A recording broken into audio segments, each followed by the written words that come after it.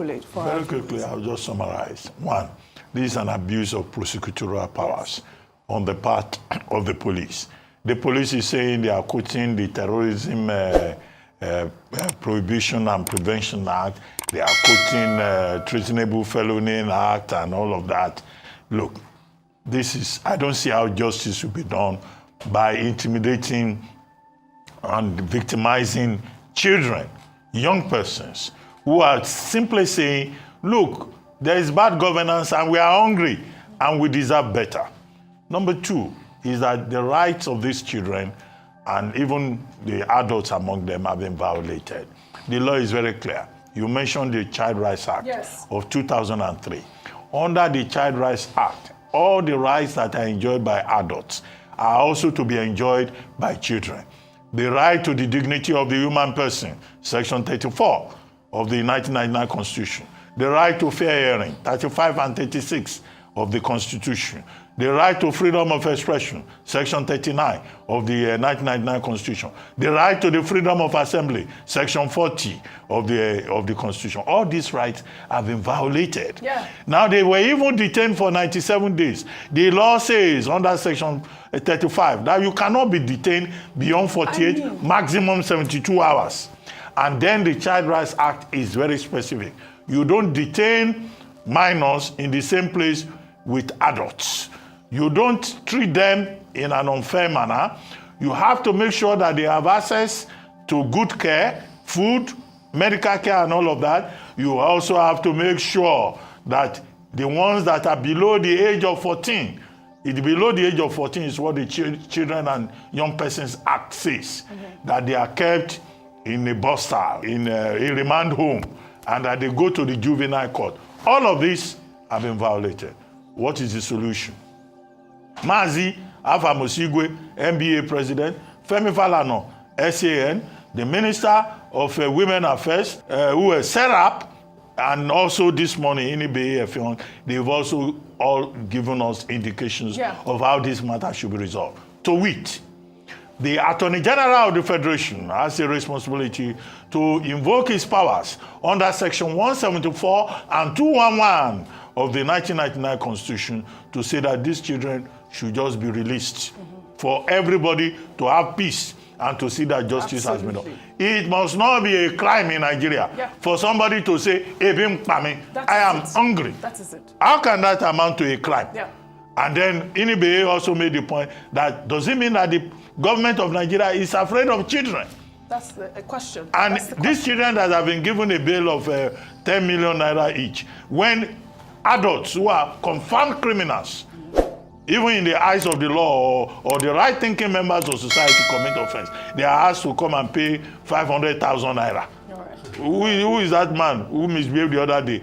The bail they gave him was 500,000 naira, but minors, they said they should come and pay 10 million naira each. That's Nigeria. I don't want to mention the man's name, but you know him, that big man who was saying, do you know who I am? All right. Dr. Abati, I don't know his name. I don't want to mention his name. I do not believe that a day will come, Rufai, Bimbai, Dr. Abati, that I'll see the time where minors, protesters, are being charged for treason.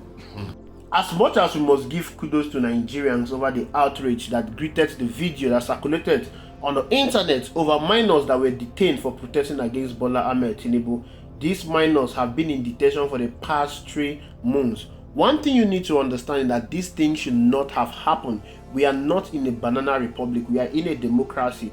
What Bola Ahmed Tinubu government did to these children is cruel, is wickedness. It's a crime against humanity. And Bola Ahmed Tinubu should be made to face the wrath of the law for that crime against humanity. But however, we live in a lawless society that anyone can do whatever they want to do and they will go scot-free. The president of the country that has been mandated with the power to protect the citizen is the one that is exposing the citizens to harm. The outrage has actually yielded fruit as the president has ordered for the immediate release of all the minors that were in detention. Now remember that a judge gave a judgment that these kids should be remanded in custody until they meet the bail condition of 10 million naira. Imagine asking kids who went out to protest because they are hungry to bail themselves out with 10 million naira. if these kids have 10 million naira, if their parents have 10 million naira, if their parents have 1 million naira, these kids would not have been on the street protesting against the government. They would not have been on the street telling the government that we are hungry. But yet a judge that is the hope of the hopeless, the voice of the voiceless, is telling these kids to produce a surety that will bail them out for 10 million naira each. Else they will be remanded in custody. Now the president is coming out and is ordering an immediate release of all these kids. What does that show you? It shows you that we are in a lawless society, that even the court do not even have the final say, that even the court do not even know the constitution, that even the court cannot even protect you. Because for a judge to give a judgment and the president is countering that judgment, we are in trouble. This is the same court we depend on to interpret our constitution during an election. I'm mentioning election because it is the most important event in our history.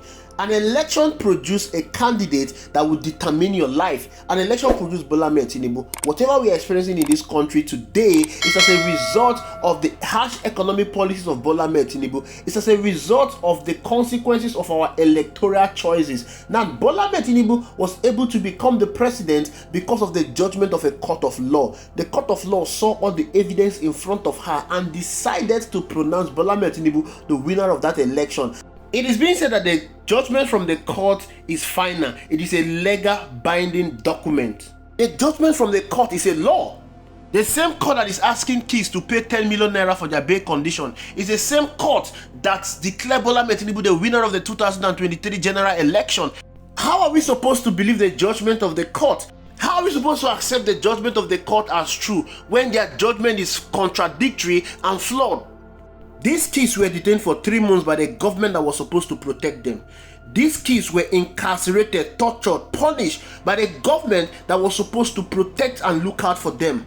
The people that are responsible for this unlawful detention should be held accountable. They should be made to pay for violating the constitution.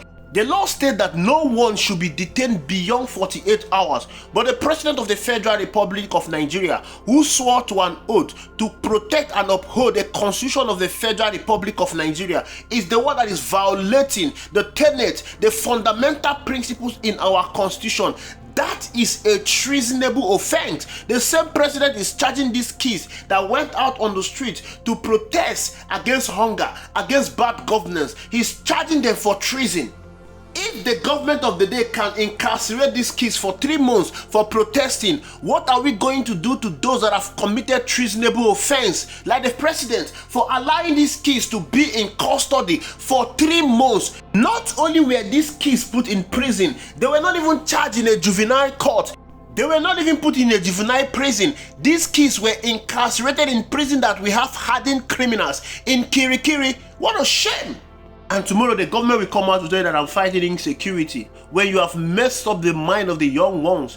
By the time these kids goes on the street tomorrow, they will be radicalized. Criminal organization will target them. They will recruit them to fight the government, to cause insecurity in the land. That is the reason why insecurity in the north is far from ending, because the people that have been abandoned by the government are being targeted by criminal organization. They are being recruited. For decades we'll be fighting Boko Haram. The Nigerian military gives us a report of thousands of Boko Haram fighters that are being killed on yearly basis, but yet Boko Haram insurgent is yet to be far from over. They keep increasing on daily basis. It is because there are too many people out there on the street that have been neglected by the government, and these people have simply become source to criminal organizations. We did not even experience this in a military regime, but we are experiencing it in a democracy. It shows you one thing: the government of the day do not want you to protest. They don't want you to speak up against bad governance. Are we experiencing bad governance? Are we experiencing hunger? Are we experiencing hardship? Of course we are experiencing all of this in high proportion. But it's so funny how we've adopted to this level of hardship. We are talking of fuel that was being sold for 160 naira before Bola Ahmed Tinubu took over. Now fuel is being sold for 1,300 naira. That is 664% increase in the price of fuel in the space of 1 year, 5 months. Do you know how staggering that is? Do you know the level of failure you will have to attain for you to get to this level of percentage increase? Do you know how many decades it took us to be buying fuel for 117 naira? Decade. It took one man 1 year, 5 months to have a 664% increase in the price of fuel, and everybody is calm. Everywhere is calm.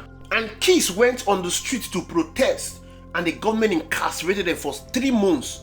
Kids were incarcerated, tortured, dehumanized, their mindset messed up by the same government that have destroyed everything they've met on ground in this country. Food prices on the increase, taxes on the increase, import duties on the increase, the purchasing power of the people in a sharp decline, poverty on the increase. Everything is going hell way. Everything is going down the drain, and the government do not want you to protest. It's only a matter of time for us to see and know how long Nigerians will tolerate this level of hardship, how long Nigerians will continue to be in chains, how long they will continue to love their chains. Time will tell. Thank you for watching. I will see you in the next video.